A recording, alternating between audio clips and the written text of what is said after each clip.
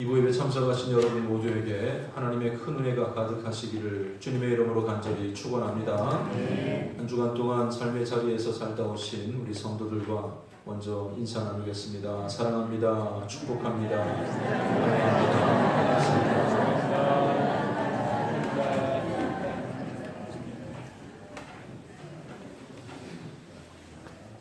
이제 계절도 완전히 바뀌고 또 달도 바뀌게 되었습니다. 4월 귀한 또 첫째 주 예배로 참석하신 여러분 모두에게 하늘의 은혜가 가득하시길 간절히 축원합니다.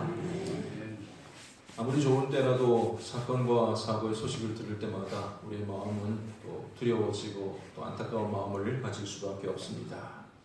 특별한 사고가 아니라 할지라도 사람이 일생 동안 겪게 되는 네 가지 큰 고통을 가리켜서 생로병사라고 말을 하기도 합니다. 말 그대로 태어나는 고통, 또 늙어가는 고통, 또 병들고 죽어가는 그런 모든 고통을 말하고 있는 것이죠. 또 누구에게나 해당될 수 있는 그런 부분이기도 합니다. 그런데 네 가지를 말했지만 사실 앞서 말한 두 가지는 우리가 잘 고통을 느끼지 못할 수도 있습니다. 여러분들 중에 기억력이 너무 좋아가지고 엄마 뱃속에서 세상에 나올 때에 그때 기억하시는 분 혹시 계십니까? 대답하라고 제가 물을 마셨는데 아무도 없으신다고 말이에요. 기억 안 나세요? 깜깜한 엄마 뱃속에 있다가 이렇게 환한 세상을 나온 그 좋은 찰나를 왜 다 잊어버리셨는지 모르겠네. 그래요. 참 고통스럽기 짝이 없습니다. 제가 뭐 이렇게 직접 본 적은 없지만 엄마의 태중에서 아기가 바깥으로 나올 때 얼마나 참 또 괴로운 과정이겠습니까? 입으로 양수를 통해서 엄마에게 공급을 받다가 자기 호흡을 해야 되고 첫 공기가 이 폐를 들어오게 될 때 그 참 이상하고도 생소한 또 고통스러운 일로 아기에게 다가오기도 하겠지만 우리는 아무도 그 일을 기억하지 못합니다.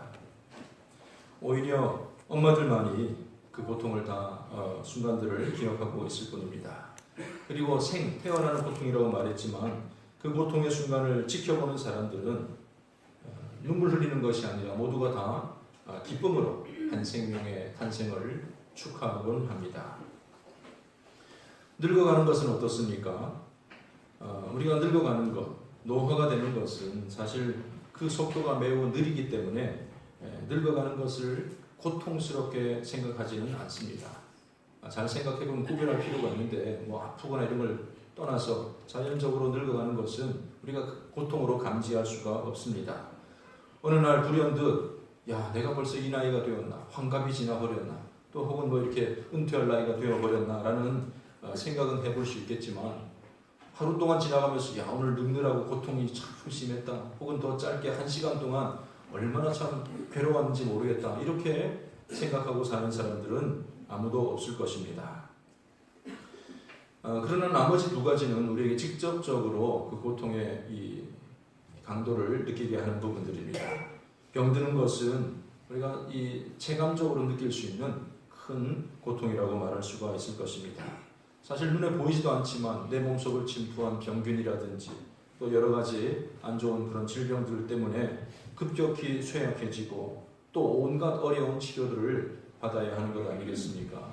때로는 수술을 받기도 하고 때로는 온몸이 지칠 정도로 아주 강한 약을 쓰기도 합니다. 그래도 잦아들지 않는 몸의 통증과 고통은 말 그대로 인간의 고통이 무엇인가를, 어떤 것인가를 알게 해줍니다. 그것도 다 동일한 것이 사람마다 다 느끼는 것이 다릅니다. 그래서 얼마나 아파 물으면 무지 아파 이렇게 하는 사람도 있고 또 그 무지 아프다는 말을 들었어도 얼마나 아픈지를 참 모르겠죠. 어떤 사람들은 말을 합니다. 그 통증 때문에 참 괴로워하는 사람이 있었는데 수천 개의 바늘로 막 그냥 1초마다 한 번씩 찌르는 것 같은, 좀 더 이렇게 상세하게 설명을 해주니까 그런 정도의 고통이구나 라는 것을 짐작해 볼 수는 있을 것 같습니다. 그리고 회복되는 경우는 괜찮겠지만 보통 질병을 치료하지 못할 경우 최종 종착지는 죽음으로 치닫게 됩니다. 사람이 죽는 그 고통, 죽음의 고통은 여러 가지 경우들이 있습니다. 사고로 불시에 죽는다든지 또 타인에 의해서 끔찍한 죽음을 맞이하기도 합니다. 또 스스로 목숨을 끊는 일도 있습니다. 그런 경우를 제외하고는 대부분 질병과 관련해서 죽음이 다가오게 되는 것입니다. 생로병사 중에서 생로는 사실 우리가 잘 기억하지 못하고 병사는 아주 밀접한 서로의 관계가 있다는 것을 보게 됩니다. 태어날 때는 사람들은 기뻐했지만 이 죽음은 본인에게도 큰 고통이지만 지켜보는 사람에게도 또한 고통으로 다가오게 됩니다.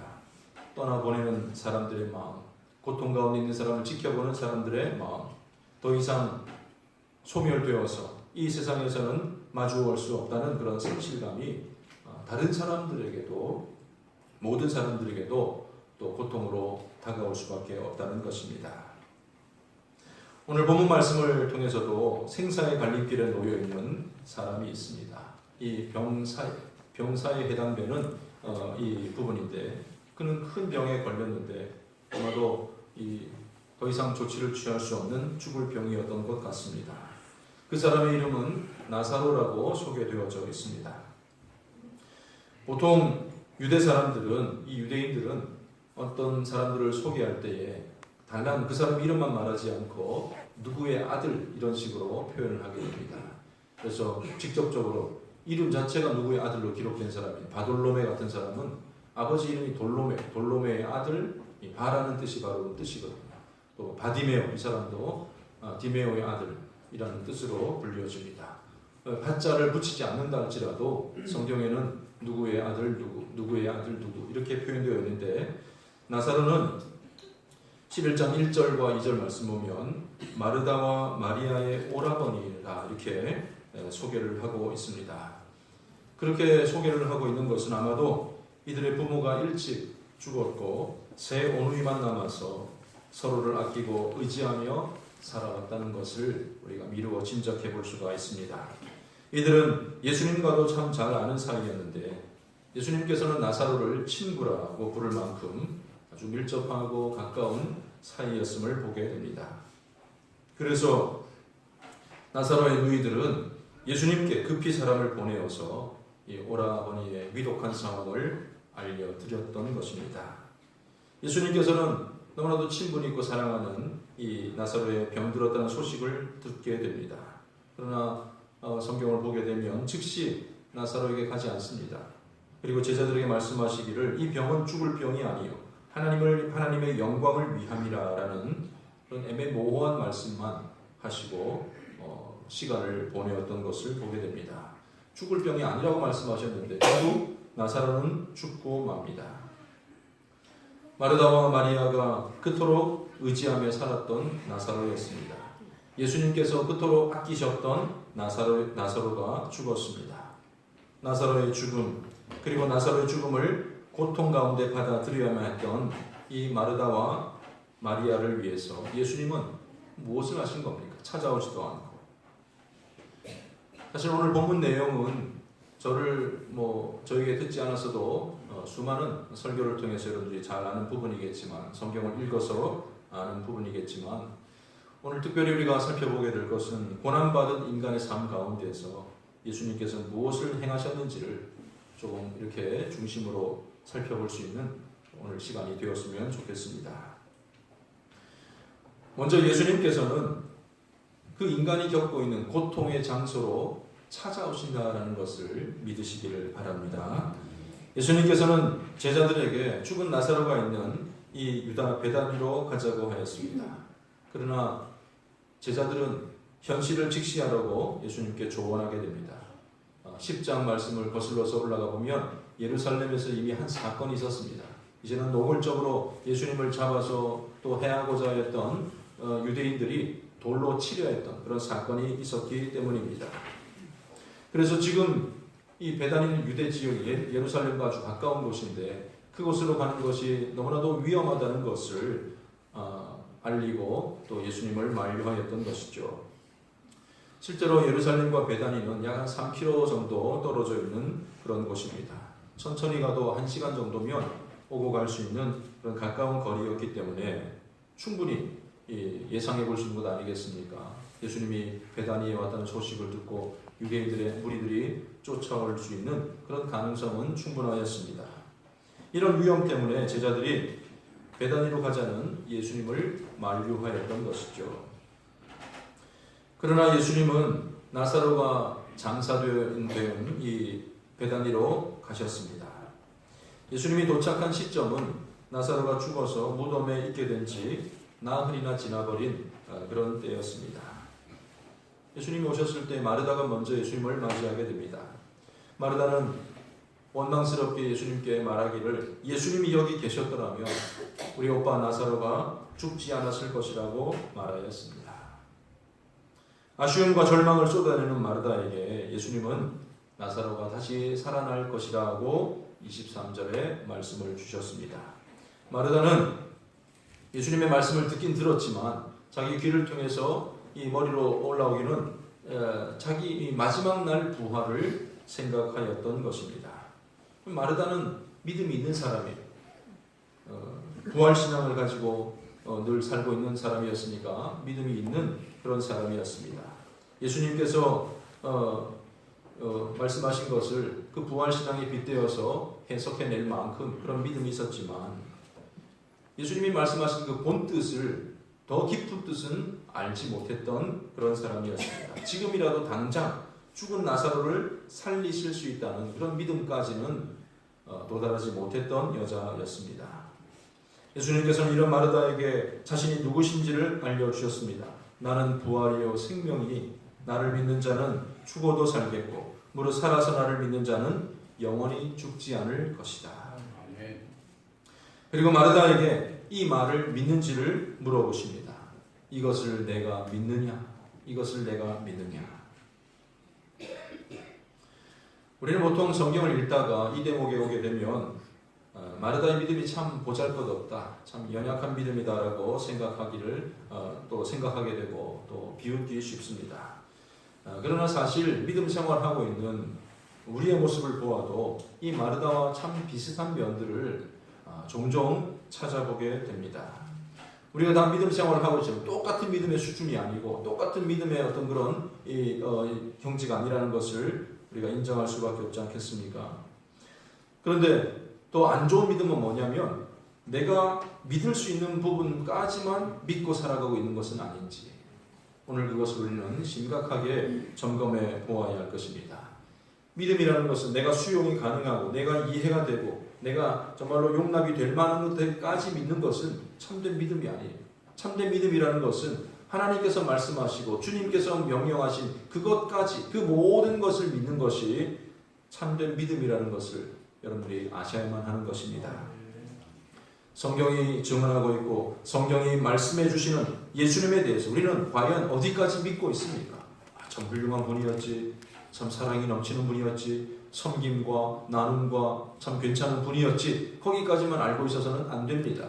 처음부터 끝까지 이 땅에 오시고 우리를 위해서 죽으시고 마침내 이 세상을 심판하시고 재림하실 그 주님까지, 영원토록 통치하실 그 주님에 이르기까지 모든 것을 믿고 살아가야 할 것입니다. 내가 과연 온전한 믿음으로 살아가고 있는지 아니면 나의 한계 속에 갇혀 있는지를 잘 생각해 봐야 할 것입니다. 예수님의 말씀을, 하나님의 말씀을 우리가 듣고 배우고 읽지만은 그것을 내 상식과 내 경험과 내 지혜로 걸러내버리고 받아들일 수 있는 것만 믿고 사는 것은 아닌지 잘 생각해 봐야 할 것입니다. 만약에 자기 자신이 어떤 그런 수준의 믿음으로만 살아간다면 내 곁에 주님께서 서 계셔도 마르다처럼 아니에요, 그건 아니에요, 살릴 수는 없어요, 그러나 위로는 해주세요, 그 정도 그 능력과 은혜를 스스로 제한해 버릴 수밖에 없다는 것입니다. 예수님께서는 죽은 나사로를 내버려 두지 않으셨습니다. 유대인들의 위협이 있었음에도 불구하고 그 베다니로 나사로를 실제로 찾아오셨습니다. 예수님도 그 길이 위험하기는 다른 사람들과 마찬가지였습니다. 뭐 예수님이니까 아무도 건드리지 않겠지, 천만에요. 과거의 성전 청결 사건 때에는 그 난리 속에서도 어떤 이 예수님의 어떤 그런 권위에 눌려서 사람들이 일시적으로 물러섰던 것이지, 뭐 예수님이 가는 곳마다 신기한 능력으로 적대하는 무리들을 물리치셨다는 것은 성경 어디 한 군데에서도 찾아볼 수가 없습니다. 그냥 하나님이시니까 막 마술 같은 능력으로 신기한 기적으로 막 이상한 무리들이 오면 방탄막이 생기고 가까이 해코지를 놓는 사람들이 있으면 막 스스로 막 넘어지고 뭐 칼이 뭐 무력화되고 총이 뭐 없어져 버리고 그런 기사가 없다는 것이죠. 오히려 사람들이 때리면 예수님은 맞으셨습니다. 군인들이 예수님을 결박하면 결박된 대로 끌려갔습니다. 붙잡으면 잡히셨습니다. 못을 박으면 피가 났고 창으로 찌르면 내장이 쏟아질 수밖에 없는 연약한 육신이셨습니다. 예수님께서 나사로를 찾아가신 것은 죽음을 무릅쓴 발걸음이었다는 것을 알 수가 있습니다. 나사로뿐이겠습니다. 사실 예수님께서 육신을 입고 이 땅에 이 오신 것 자체가 죽음을 무릅쓰고 오신 사건이기도 합니다. 예수님께서는 자기 사람들이 질병으로 고난당할 때라든지 심지어 죽음에 처해 있을 때에도 언제나 그대로 내버려 두지 않습니다. 사랑하는 자기 백성들의 고난과 죽음의 자리에 직접 찾아오시고 함께 하신다는 사실을 잊지 마시기를 바랍니다. 혹시 여러분들이 지금 어떤 어려움을 겪고 있습니까? 어떤 고난과 고통 가운데 계십니까? 여러분 자신이 아니라 할지라도 여러분들이 가장 사랑하는 그 어떤 누군가가 고난을 겪고 있고 고통을 겪고 있고 또 그 사람을 잃어버려서 아파하고 있지는 않습니까? 예수님이 여러분과 함께 하십니다. 지금 여러분과 함께 하신다는 사실을 믿으시기를 바랍니다. 고난과 이 고통의 상황과 그 감정에 빠져서 스스로 내가 홀로 되었다라고 고민하고 있지 마시고 우리를 찾아오신 예수님을 바라보는 믿음의 사람들 다 되시기를 바랍니다. 마르다에 이어서 마리아도 예수님을 맞이합니다.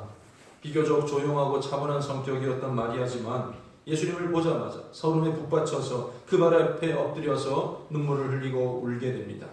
마리아도 마르다처럼 예수님이 여기 계셨더라면 우리 오빠 나사로가 죽지 않았을 것이라고 말하면서 아쉬워합니다.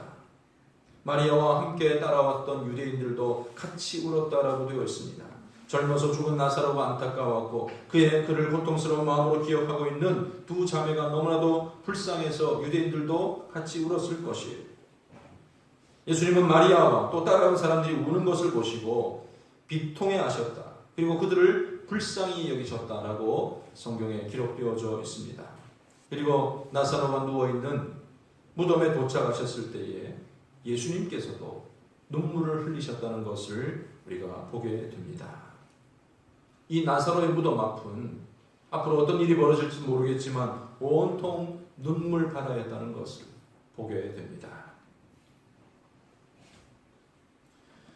오늘 본문에서 우리는 자기 자신의 감정을 드러내고 계시는 예수님의 모습을 우리는 발견하게 됩니다.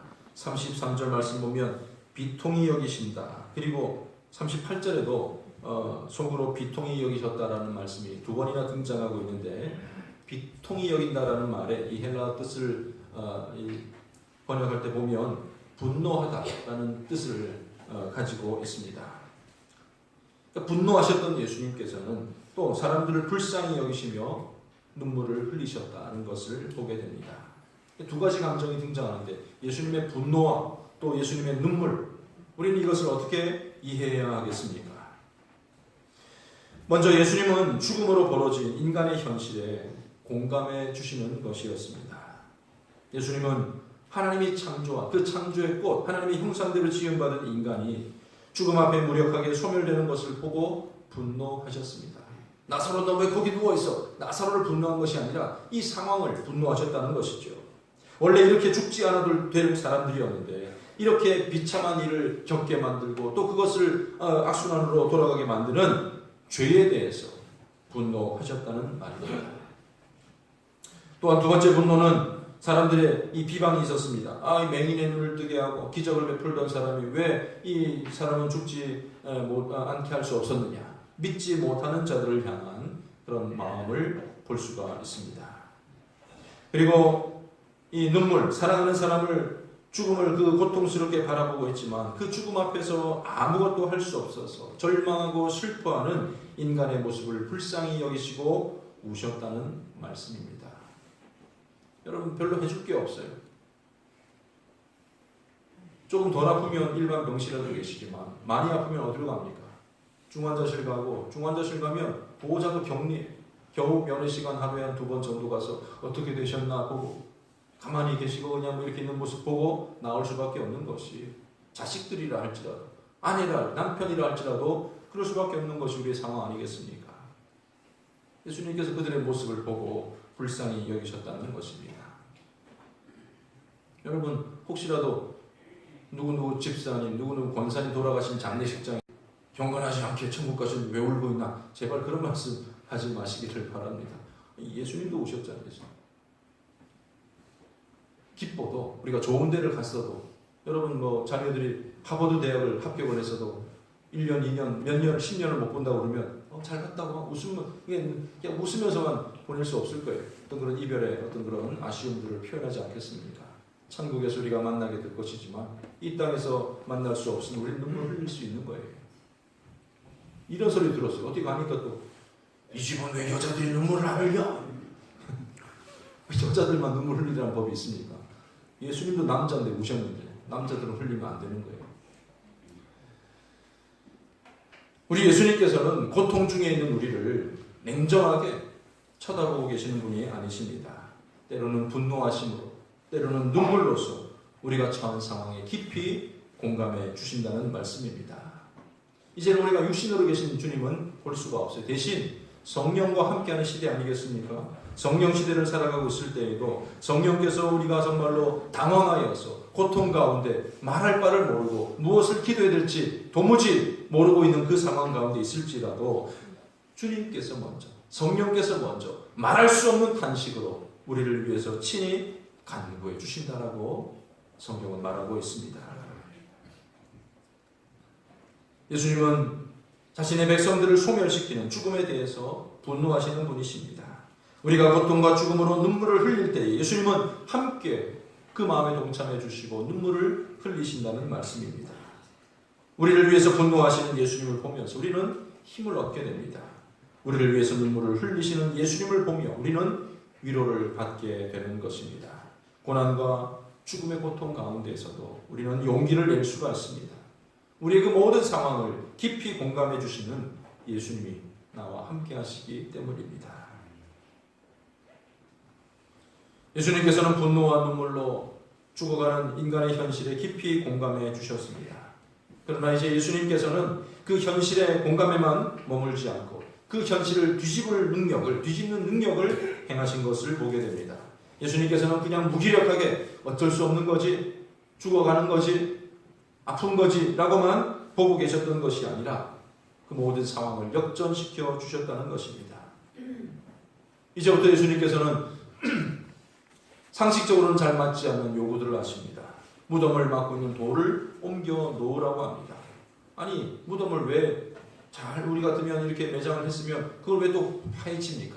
어디 이상하지 않는 이상은 파헤칠 일이 없지 않겠습니까? 이미 냄새가 나고 이미 아무 소망이 없는 그 무덤문은 열어서 무엇하겠습니까? 그래서 마르다가 당황하면서 말을 합니다. 주여, 죽은 지가 나흘이 되었으며 벌써 냄새가 나나이다. 오늘 11장 본문을 읽어보면 나사로가 죽은 지 나흘 되었다는 표현이 역시 2번 등장을 하게 됩니다. 성경에 자주 등장하는 것은 어떤 의미가 있는 것인데 이 나흘이라는 숫자는 유대인들에게 특별한 의미가 있습니다. 성경이 아니라 3세기경의 유대인들의 어떤 그런 일반 백성들이 오고 갔던 문서에 따르면 좀 불신앙적인 얘기겠지만 3일 동안 죽은 자의 영혼은 무덤을 떠돈다는 거죠.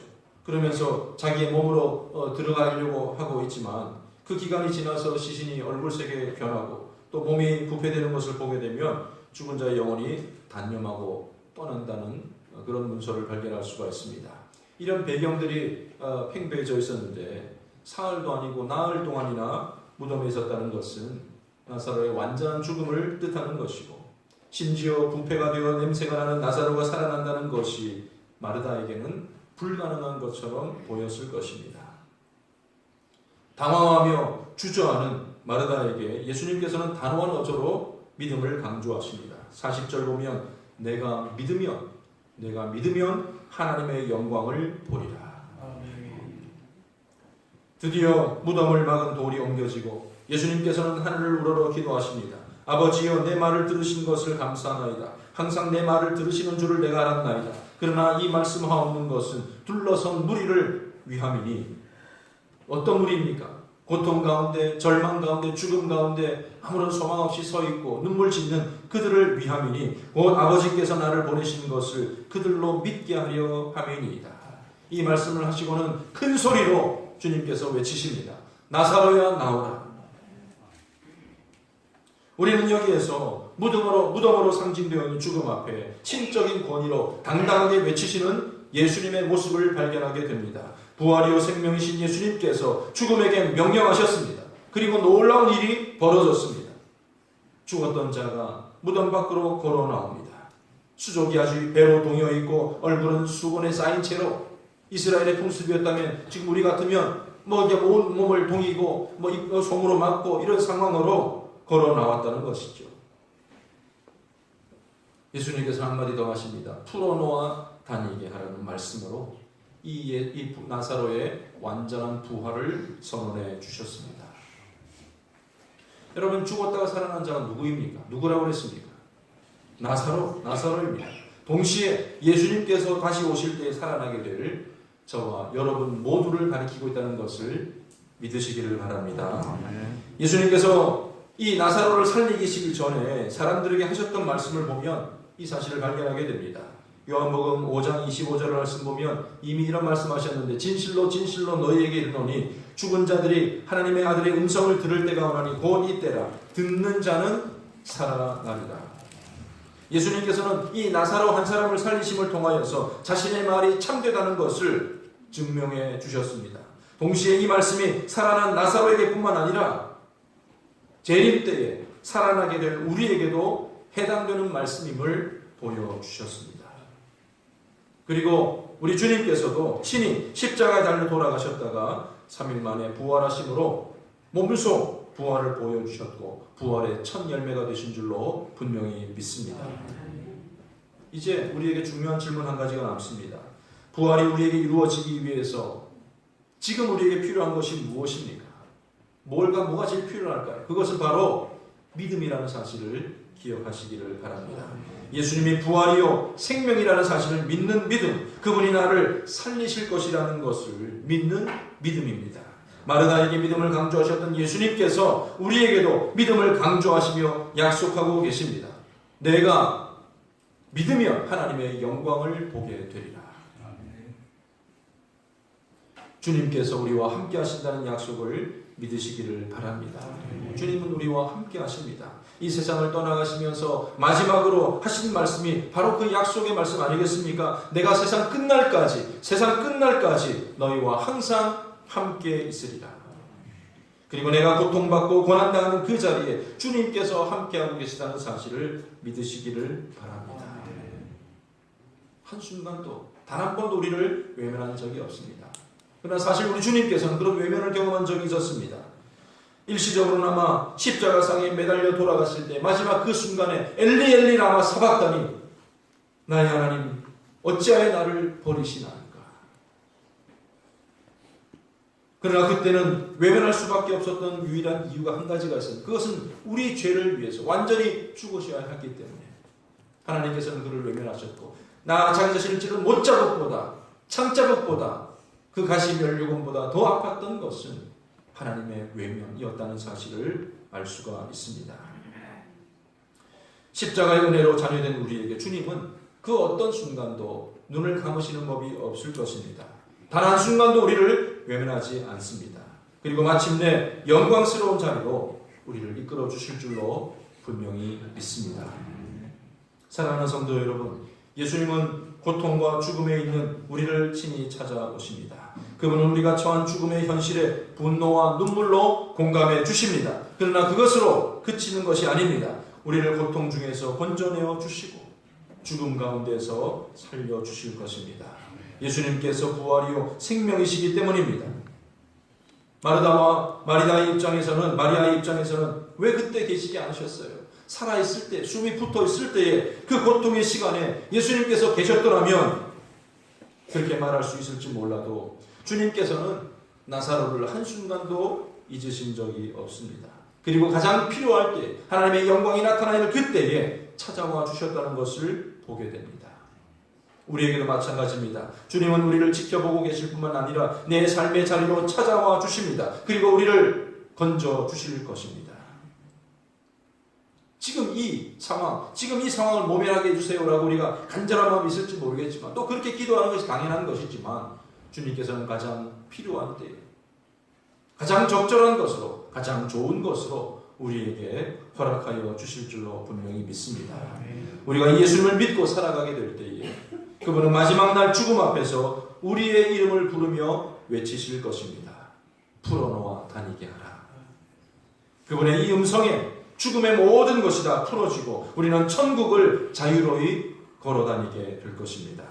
그날과 그때를 생각하며 오늘의 고난과 고통도 넉넉히 이기며 살아갈 수 있는 주의 백성들 다 되시기를 주님의 이름으로 간절히 축원합니다. 기도하겠습니다. 하나님 아버지, 은혜를 감사드립니다. 때로는 고난과 고통의 연속, 그것이 우리의 삶의 모습일진데 한순간도 우리를 잊지 아니하시고 우리를 버리지 아니하시고 기억하고 계시는 우리 주님이 계시다는 사실을 우리가 알게 되었습니다. 감사드립니다. 이 세상 끝날까지 나와 함께 하시는 주님과 늘 동행하는 복된 삶이 되게 하여 주시옵소서. 부족하지만 우리를 위해서 말할 수 없는 탄식으로 기도하고 계시는 성령님이 계시고 우리를 인도하시는 하나님이 계시다는 사실을 날마다 기억하며 살아가게 하여 주시옵소서. 고통 가운데 있는 형제 자매들 또 성도들을 위해서 그들을 위로하고 눈물로 기도하고 함께 할 수 있는 모든 성도들과의 관계도 되게 하여 주시옵소서. 감사드리며 예수님의 이름으로 간절히 기도드립니다. 아멘.